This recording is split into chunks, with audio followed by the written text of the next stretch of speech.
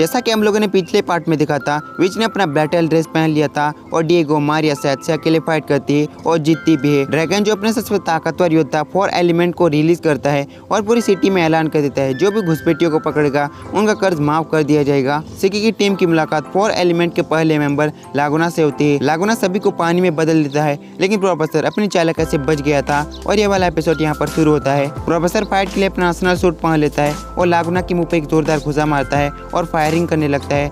लागुना भी अपनी वाटर की पावर से सारी गोलियों को ब्लॉक करता है और कहता है कि वाटर की पावर को कम मत समझना। लागुना और प्रोफेसर के बीच खतरनाक फाइट होने लगती है। लागुना एक जोरदार किक मारता है और प्रोफेसर पर वाटर से बहुत सारे अटैक करता है। प्रोफेसर दोबारा से बुलेट फायर करने लगता है और अपने एक हाथ को एक लेजेंडरी वेपन बना लेता है और अटैक करता है। लागुना के ऊपर एक बहुत बड़ा ब्लास्ट होता है, लेकिन लागुना बच गया था। प्रोफेसर अपने वेपन को और भी ज्यादा पावरफुल बना लेता है। लागुना कहते हैं कि तुम फायर से अटैक करने वाले हो, फायर वाटर के सामने कुछ भी नहीं है, लेकिन प्रोफेसर अपने और उसके चारों तरफ आग लगा देता है। लागुना खांसने लगता है और उसके आंसू निकलने लगते हैं और प्रोफेसर कहते हैं कि जो मेरे सामने रोता है उसे मैं और भी बुरी तरह रुलाता हूँ और अपने हाथ को बहुत बड़ा बना लेता है। और लागुना कहते हैं कि बकवास मत करो, रोगे तो तुम। प्रोफेसर अपने बड़े से हाथ से अटैक कर देता है, लेकिन लागुना पानी के हाथ से प्रोफेसर के हाथ को रोकता है और वाटर बुलेट फायर करने लगता है। इस वजह से प्रोफेसर का ऊपर का हेलमेट भी टूट जाता है। लागुना लेजर ऑफ वाटर का यूज करता है और कहते हैं कि मेरा पानी लोहा भी पिघला सकता है, तो मेरे सामने कुछ भी नहीं हो। प्रोफेसर का सिस्टम कहते हैं कि बस 10% पावर बची है,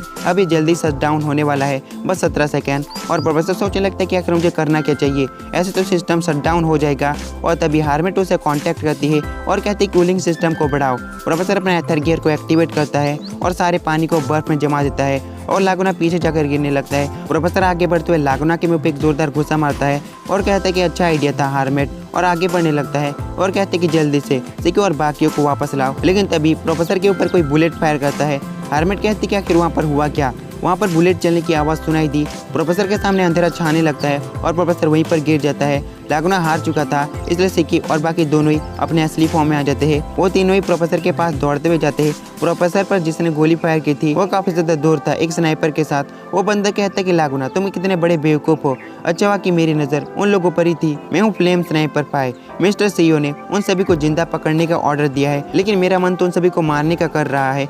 पिनो कहते कि इस जगह को मैं एनालाइज करती हूँ। एनालाइज करने के बाद कहते कि मैंने गोली की डायरेक्शन का पता लगा लिया है, वो लगभग 7 किलोमीटर दूर है और उसका निशाना कितना ज़्यादा शानदार है। और फाई कहते कि लगता है कि छोटे रोबोट ने मेरे बारे में पता लगा लिया है, लेकिन अब बहुत ज़्यादा देर हो चुकी है। पिनो कहते कि हमारा दुश्मन स्नाइपर का इस्तेमाल कर रहा है, हमें पेड़ के पीछे छुपना होगा। और फाई कहते कि इस बार बारी है फ्लेम बुलेट की। उमरा, पिनो और प्रोफेसर वाइस पेड़ के पीछे होते हैं, लेकिन सिकी वहीं पर होता है। उमरा कहते कि जल्दी से पेड़ के पीछे आ जाओ, नहीं तो तुम्हें गोली लग जाएगी। और सिकी कहते कि जबकि हमें पता है गोली किस तरफ से आने वाली है, तो मुझे लगता है मैं गोली को रोक सकता हूँ। फाई कहते कि तुम मुझे नीचे दिखाने की कोशिश कर रहे हो और बुलेट को फायर कर देता है, पर सिकी के पास भी ग्रेविटी एथर है। सिकी अपने ग्रेविटी एथर से बुलेट की सारी काइनेटिक एनर्जी को हटा देता है और बुलेट को उसी दिशा में फुल स्पीड से फेंकता है। फाई जहाँ पर था वहाँ पर ब्लास्ट होता है, लेकिन फाई ने गोली को डॉज कर लिया था। फाई कहते कि वो तो उसके पास ग्रेविटी एथर है, पर इस बार वो लोग नहीं बच पाएंगे। और अपने स्नाइपर की स्कोप से देखता है, लेकिन वहाँ पर काफी सारा धुआं हुआ था। और सिकी कहते कि यहाँ पर इतना ज़्यादा धुआं कैसे हो चुका है,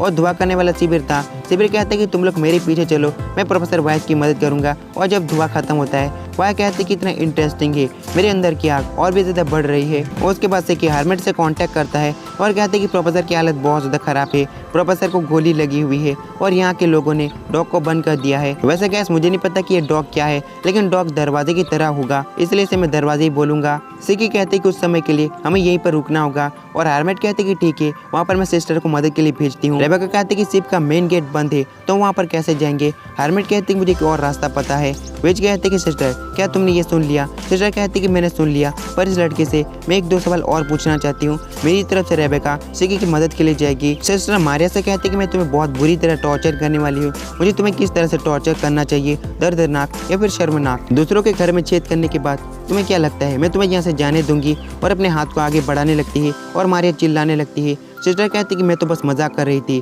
तुम्हें क्या लगा मैं तुम्हें पहचान नहीं सकूंगी, अब तुम कब तक इंसान बनने का नाटक करोगी। और ये बात सुनने के बाद मारिया भी चौंक जाती है। विच रेबेका से कहती कि मैं तुम्हें मेडिसिन देती हूँ, तुम्हें पता है तुम्हें क्या करना है, ये मेडिसिन सिस्टर ने बनाई है, यह सिस्टर एनर्जी। हैप्पी कहती कि ये तो जूस की तरह है। हार्मेट कहती कि एंड्रॉइड और इंसान दोनों पर काम करता है। रेबेका कहती कि ठीक है मैं इसे कर लूंगी। विच कहती कि FT003 को हैंकर से लॉन्च करो। हार्मेट कहती कि सिस्टम बिल्कुल तैयार है, रेबेका तुम जा सकती हो। रेबेका अपनी शिप को चलाते हुए ड्रैगन जो की शिप की तरफ बढ़ने लगती है और रेबेका कहती है कि वो शिप तो कितनी ज्यादा बड़ी है। हैप्पी कहते हैं कि उस शिप के अंदर एक पूरी सिटी बनी हुई है। रेबेका कहती है कि हमारे तरफ कुछ आ रहा है, एक बड़ा सा पंछी। उस बड़े से पंछी के चारों तरफ हवा है, लेकिन स्पेस में तो हवा नहीं होती। क्या वो एक फाइटर जेट है? फाइटर जेट के अंदर 4 एलिमेंट की तीसरी मेंबर बैठी होती है, इसका नाम सेल्फ है, पर इसे मैं सेल्फी बुलाना पसंद करूंगा। इस स्पेस में काफी सारे ड्रोन्स होते हैं, वो सारे के सारे ड्रोन रेबेका की शिप पर अटैक कर देते हैं। विच कहते हैं कि एडेंस जीरो के हथियार को लोड करने में वक्त लग रहा है और रेबेका कहती है कि ठीक है, मेन हथियार यहीं पर है